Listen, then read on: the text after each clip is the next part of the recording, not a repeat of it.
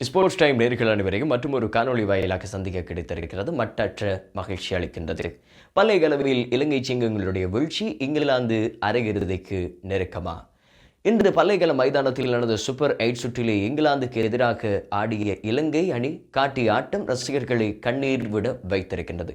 147 ரன்கள் என்ற எட்டக்கூடிய இலக்கை நோக்கி ஆடிய இலங்கை ஏன் 100 ரன்களுக்கு கூட தாண்டவில்லை என்பது ரசிகர்கள் மத்தியிலே இப்பொழுது பேசுபொருளாக இருக்கின்ற ஒரு விடயமாக.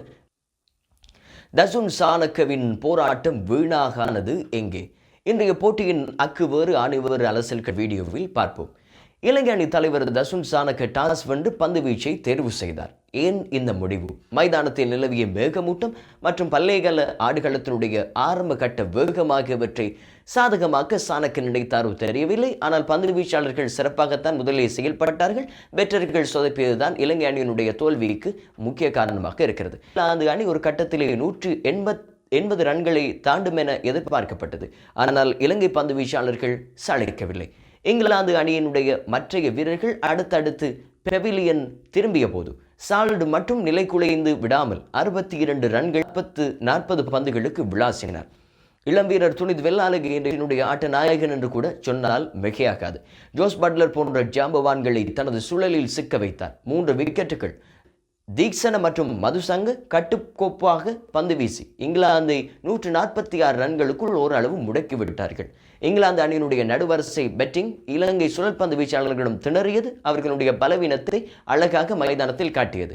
147 ரன்கள் என்பது T20 போட்டிகளில் ஒரு சாதாரண இலக்கு அல்ல.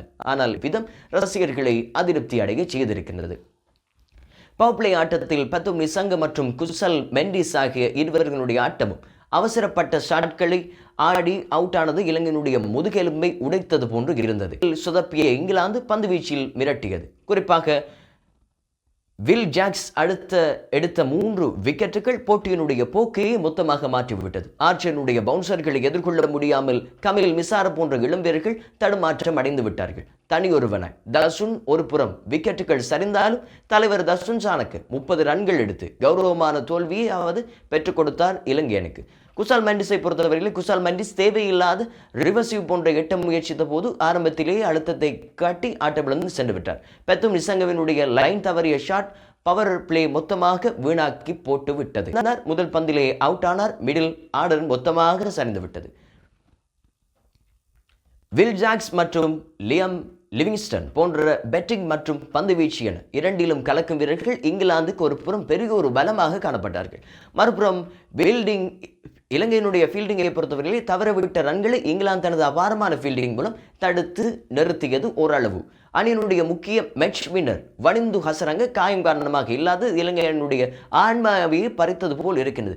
இலங்கை அணியினுடைய ஒட்டுமொத்தமான ஓட்டங்களையும் பந்து வீச்சுகளையும் சரித்து ஒரு இடத்துக்கு கொண்டாந்து பந்து வீச்சாளர்களுடைய நெருக்கடி கொடுக்கும் போது இலங்கை வீரர்கள் சிங்கிள்ஸ் எடுத்து ஸ்ட்ரைக்கை மாற்ற தவறிவிட்டனர். இது இவர்களுடைய மிகப்பெரிய ஒரு பலவீனமாக காணப்படுகின்றது. தோல்வி இலங்கைக்கு ஒரு கசப்பான பாடமாக இருக்கிறது. இங்கிலாந்து தனது அனுபவத்தால் இந்த வெற்றியை தட்டி சென்றார்களோ தெரியவில்லை. ஹாரி புரூக் தலைமையிலான இங்கிலாந்து இப்போது அரையிறுதி பாதைக்கு ஒரு அடி முன்னே வைத்திருக்கிறது. இலங்கை மீண்டு வருமா? உங்களுடைய கருத்துக்களை கீழே கமெண்ட் செய்யுங்கள். இங்கிலாந்து வைத்தது பொறி அல்ல, இது இலங்கை பெற்றர்கள் தாங்களாகவே விழுந்த குழி என்பதை ஞாபகப்படுத்தி மற்றும் ஒரு காணொளியூடாக உங்கள் அனைவரையும் சந்திக்கும் வரை விடை பெற்றுக் கொள்கின்றோம். நன்றி.